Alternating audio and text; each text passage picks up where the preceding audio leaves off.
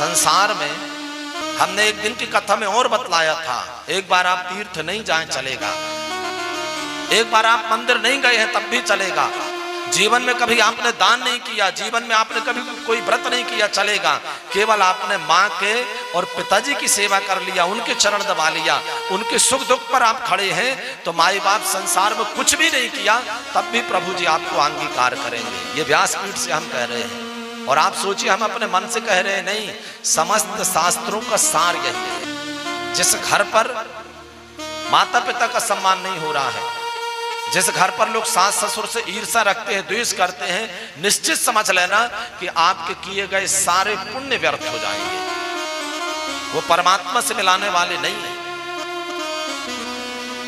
तो ये बात भगवान कह रहे हैं कि कलयुग के नए नए भगवान भी होंगे, उनको भी बैठाएंगे। और सोचिए बाबूजी, एक सिंहासन पर 15 भगवान हैं जी। जैसे कल नहीं भगवान जन्म के दिन लग रहा था कि बैठने की अड़चन हो रही थी, जगह नहीं पूज रही थी। अब लोग लगे थे कि भैया थोड़ी चलो ना, दीदी थोड़ी चलो ना, खिसको ना, पूरे टाइम लोग लगे थे।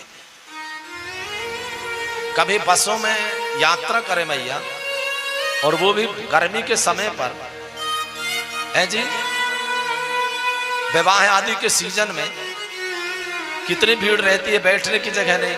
तो लोग कहते हैं ना कि एक कोई मैया कह रही थी, दादा चलो वहीं को,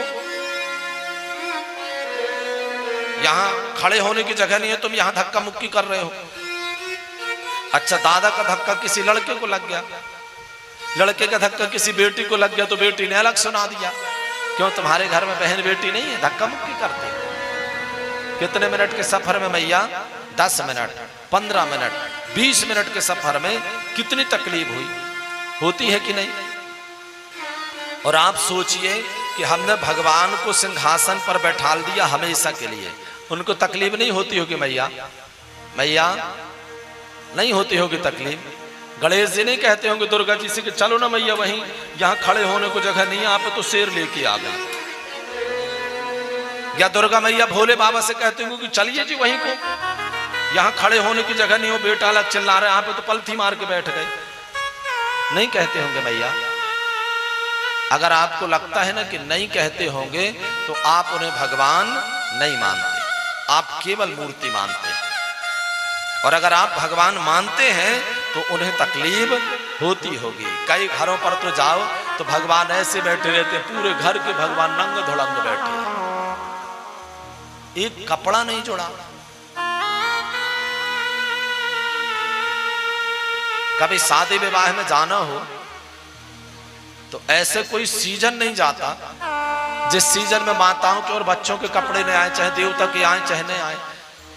और नहीं आए तो माताएं कह देती हैं क्या पहने, कपड़े ही नहीं है ही नहीं है।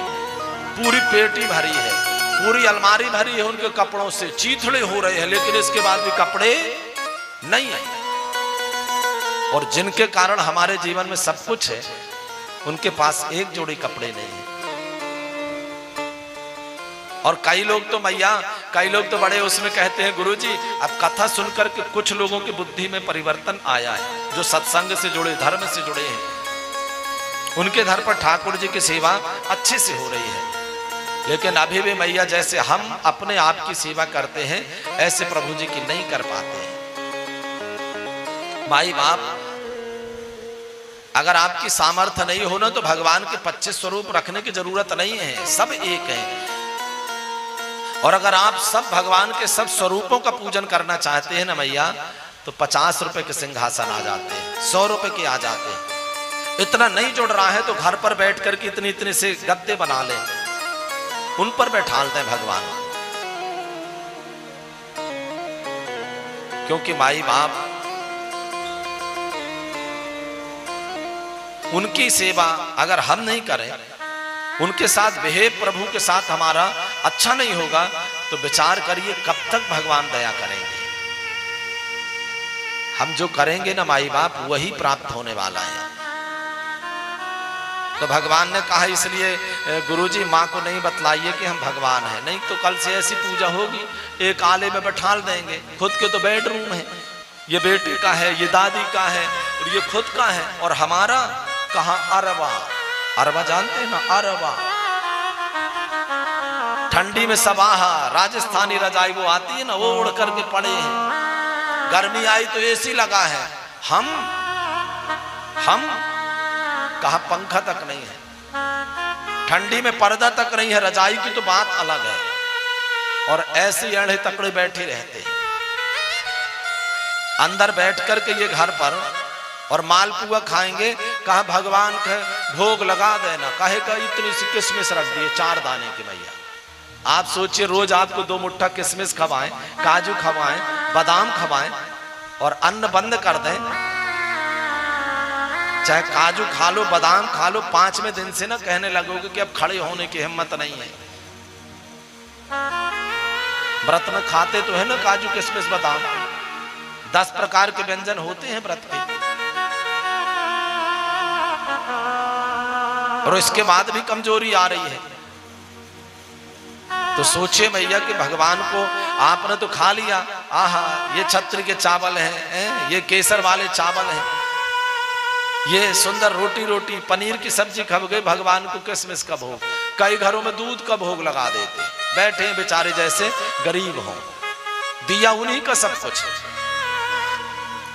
संत कहते हैं माई बाप, ठाकुर की सेवा, प्रभु की सेवा ऐसी होनी चाहिए जैसे हम अपना ध्यान रखते हैं।